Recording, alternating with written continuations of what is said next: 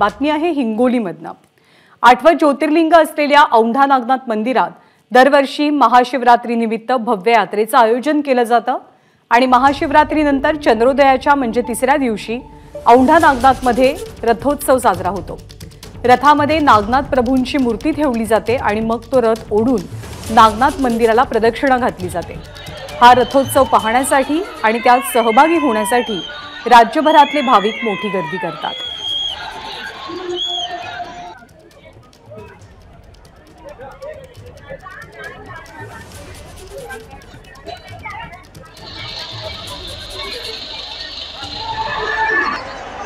औंढा नागनाथाच्या मंदिरामध्ये रथोत्सव साजरा केला गेला। महाशिवरात्रीच्या तिसऱ्या दिवशी या रथोत्सवाची परंपरा आहे, जी आजही जपली जाते। या रथोत्सवात सहभागी होण्यासाठी आणि रथ ओढण्यासाठी राज्यभरातल्या भाविकांनी मोठी गर्दी केलेली होती। एबीपी माझा, उघडा डोळे बघा नीट।